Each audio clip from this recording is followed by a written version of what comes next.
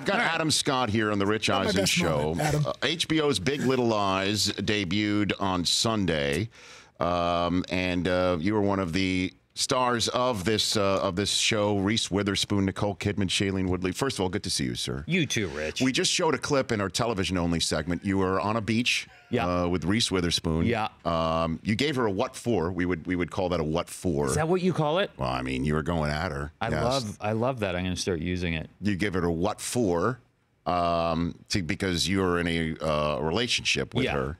And you feel you were second fiddle to her ex-husband, who has now moved on with Zoe Kravitz. Yes. So you're on the beach. Tupper. I think I'm describing this correctly. Yeah. I'm describing it for a radio audience as well. Yeah. We're simulcasting right now. Sure. And there was a wind coming off of what would normally be on a beach, something called a wide expanse of water being an ocean. Ocean, right? Like body of water. Right. Yes. Large, off of which wind might whip. Frequently, there is movement of air that is quicker than usual. Meteorologists would refer to it as a wind. Now, you're from Santa Cruz, so you have history of California ocean-based living. Beaches, right? oceans. Sure. I've seen it all, and I've been on beaches many times. Northern California, Southern California, Hawaii, the Bahamas. I was there once. Wow. And every time I was on a beach, and I kid you not, I would say 80% of the time there is a wind of some sort. Yes. So the wind was whipping in this scene. Yeah. And so after the scene, Chris Law, my bearded friend over there, asked you what? What was the question that he asked you? He asked me, and this is when we're off the air. Yes. He asked me. Because he's saving the gold. Yes. If that was real wind. Wait a second here. Hold on a second. No. So, hold on. That's exactly May he answer, please? I'm assuming what Chris thought may have been happening is we were shooting on a beach, and the camera is on me, but next to camera is a guy with a giant fan blowing it. Oh, like an oscillating fan? Yes, not one like of those. Not like some sort of big leaf that's waving. That and a big leaf to get the two different directions of wind. And I have to say, Chris is right. That's exactly what we had. Wow. Yep. I feel like the wind added to the drama of the scene, and I'm a continuity aficionado, and I noticed that both of your hair was blowing in the proper direction. You're what? By the way, you're a what? A continuity aficionado. Like, that's why I asked if it was single camera or multicam, because when you cut to both of you, the wind was actually projecting in the proper way. They do multiple takes. Which made it feel like it was with different camera angles. Adam? I think that we shot it in a period of time where the wind didn't really change direction dramatically. Or that happened. I have a follow-up, Adam. Sure. Was that real sand? Ooh. I can't answer that. I signed a NDA with HBO. David E. Kelly, would your That's career? right. How fast would your career be over if you answered this question right now? Jean-Marc Vallée and David Kelly would have my ass in court, and HBO. Because just the sand, all the special effects, you can't. It's like the secrets that. Sure. It's like a magician telling a secret. Plus, with Reese Witherspoon, it's like bringing sand to the beach. Hey, everybody, come on now. Walk off. Great job. Thanks for your round of applause. Very Adam. good, Rich. I appreciate that. And you were like spitting truth in a scene with Big Little Lies too. You know what I mean? Like there was nothing. You were not lying. I? Oh, because there is sort of, I guess, a Twin Peaks aspect of this thing. You know where I'm going with this? It's like we could. There's a mystery as to who killed somebody. Yes. But the fact is, we also don't know who's dead. We don't know who's dead, and we don't know who did the killing. In this very Tony Monterey town. Yes. With a school. Yes. That I don't think anybody would want to go to because of the political nature of at drop-off. Bit of a toxic environment at drop-off. Gosh. I know. When I saw that, I thought to myself, oh, my God. Yeah. That's not what it looks like when we're dropping off at school, is it? I hope not. If it is, then I'm missing.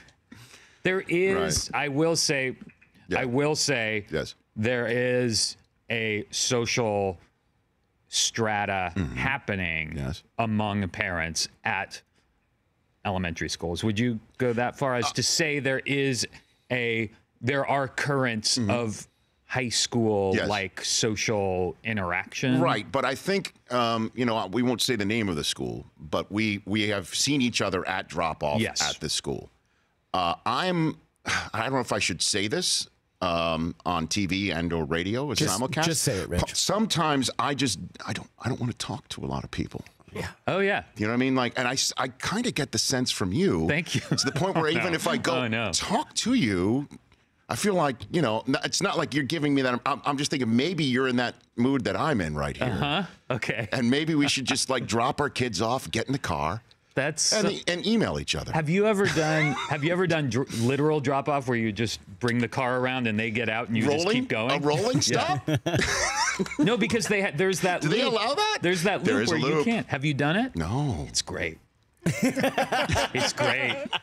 Kids don't care. They're like, yeah, see you later. Out. And you get to you don't even have to get out of the car. But do you stop? I mean, or are you going at like 3 miles an hour? Oh, you do? For a minute and 30 seconds or whatever. You're counting down? Yeah. There's a clock? Yeah. There's a buzzer? Love it. Adam Scott here on the Rich Eisen Show again. Big Little Lies. I feel like we've really gone somewhere together today. Like a journey? Yeah, a bit. I feel the same way.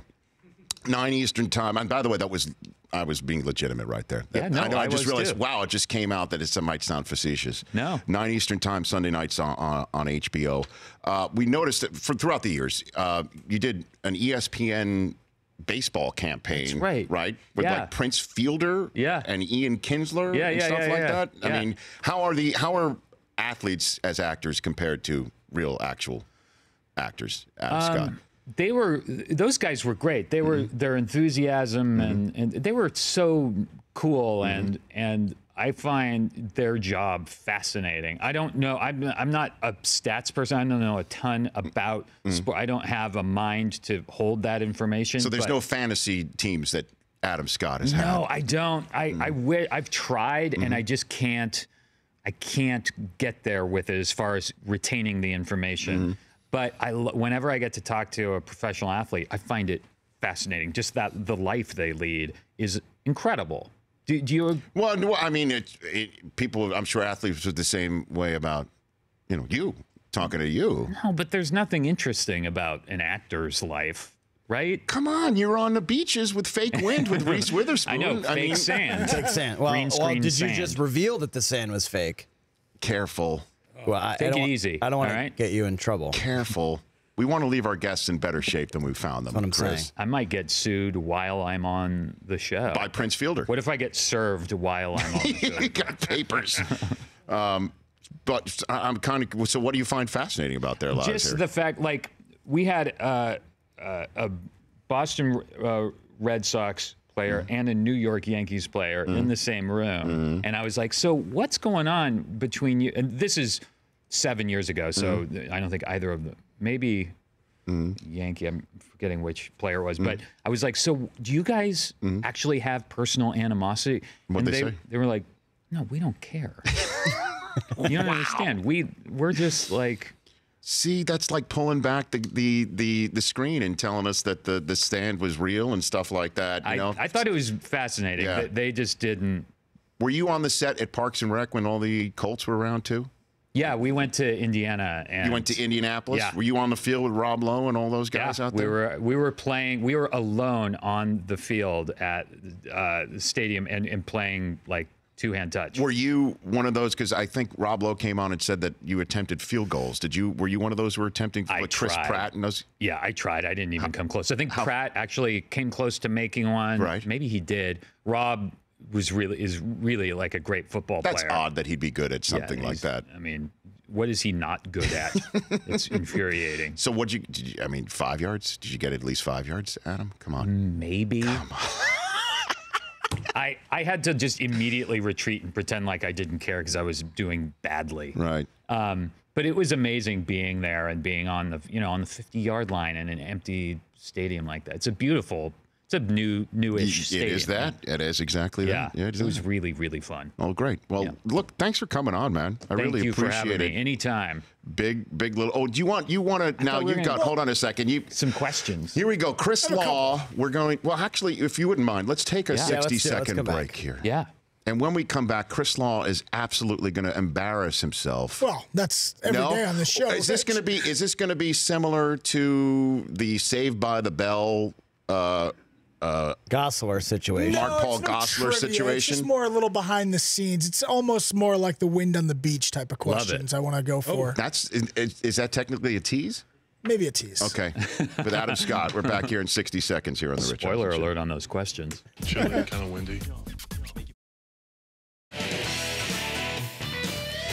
Back here on the Rich Eisen Show, Adam Scott in Big Little Lies on HBO. Also loved you in Party Down, man. Thanks. It was Rudd, you and Rudd, right? Yeah.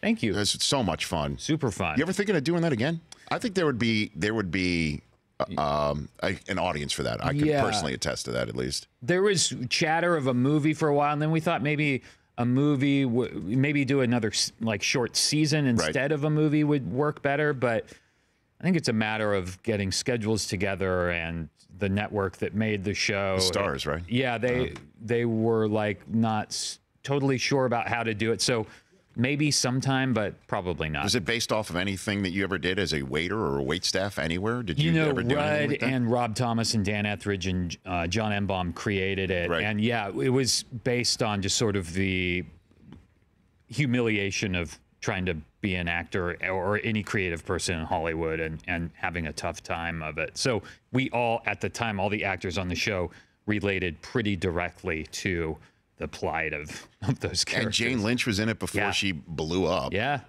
That was really great. Yeah. So I thought I'd mention that. Who Thanks, are the Red Sox? Who the Red Sox and Yankee in question who said we don't really care about the Yankee Red Sox? Clay Buchholz and Nick Swisher. Yeah.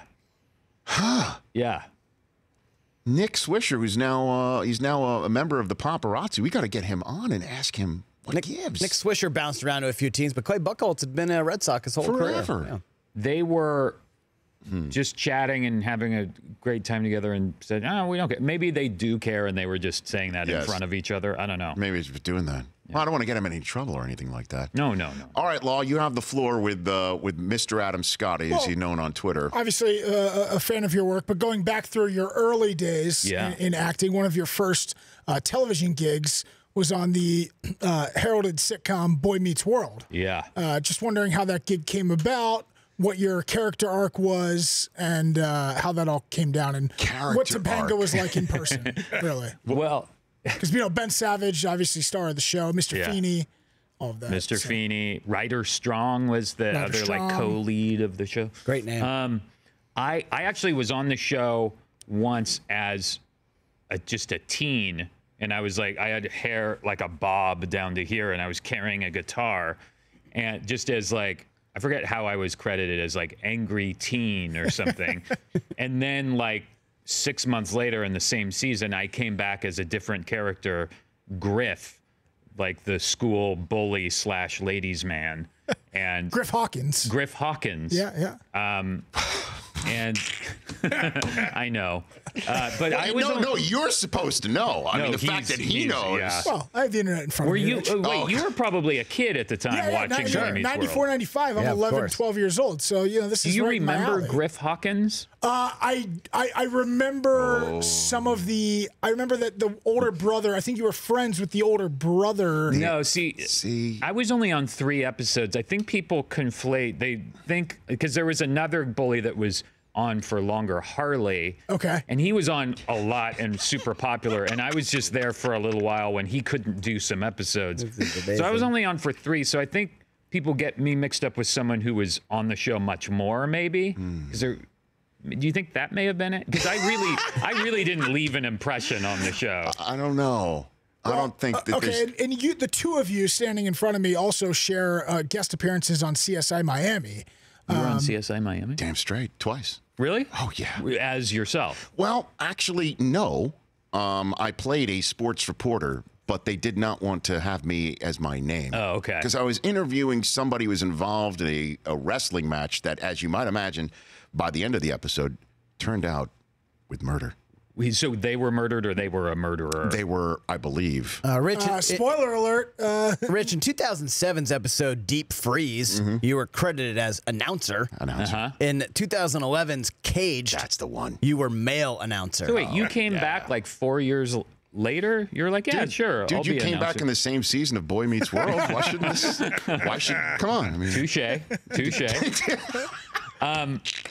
Did you work with Caruso when you were there? Of course. Yeah. Of course. I just had a scene with David Caruso, or a couple scenes actually, and I thought he was awesome. He was so fun to chat with. He was so fun to chat with, but the one thing that I noticed when he came on set, everybody got serious. Oh, dude. Got quiet and serious. It was that, you know, an experience. When Rex Lynn was on the set, they were climbing the walls. Sure.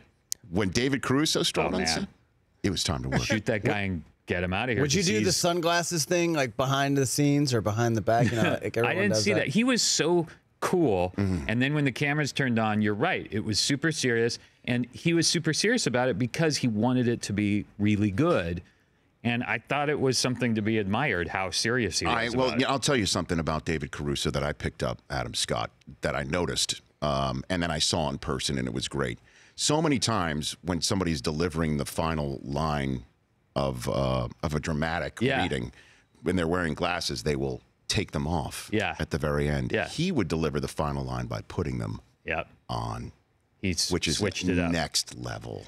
David Caruso's legit. Like, you watch Mad Dog and Glory, he steals that movie from Robert De Niro and Bill Murray. Like, he is a great actor and unfairly maligned for stupid stuff. But that guy, like, he's pretty amazing. Look at us sharing. When was the last tales time from you the were, set of you were CSI nervous on a set? Like working with, obviously Caruso one, but like you've worked with a lot of respectable actors. You're one yourself, but like last time you were nervous in a scene. Do you remember? I always get nervous. I'm nervous now. I am. I get nervous every single time. I did press last week, and right before I walk out on the talk show, I don't know if you get this way, right? You know, right before you're introduced on like Seth Meyers or Kimmel or something, right before they're about to announce, you're just like, what am I doing? Why am I doing this? Why am I here?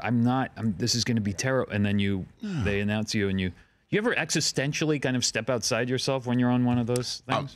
All the time. You're so used to it, though, because you're here all the time, and so you're like a pro, and you don't even have to think about it. Let's just put it this way. I would get nervous in situations if I was acting with Reese Witherspoon on a beach with fake wind. Yeah. And fake sand. The fake wind is distracting. I will give you that. Are you even in the scene, or are you green screened into that scene? Again, secrets that I cannot. So we had Al Michaels on earlier. People come up to him and ask him about the Miracle on Ice all the time. Yeah. How many people come up to you and ask you about the Catalina wine mixer? Close to constantly. And I don't blame them because I love that. That's a movie I would love passionately. If I was not in it, I would be a fanatic like other people are. So I get it. I get asked to do the Catalina wine mixer on video for people and stuff. And it's Step Brothers is intense. A genius film. Intense. Yeah, it's very funny. Thanks for coming on, Adam. Thanks, Rich. I'll see you. Thanks, guys. I'll see you. I'll see you at the circular part of the drop off probably later today. Yeah, and by the way, to everybody out there, I do want to talk to you when I drop the kids off. Me too. Yeah, me too. I was just telling. It was just a big little lie. Showbiz. It's a big little lie. It's a big little lie. Come on now. Check it out Sundays at 9 Eastern with Adam Scott. The Rich Eisen Show, weekdays at noon Eastern on Audience.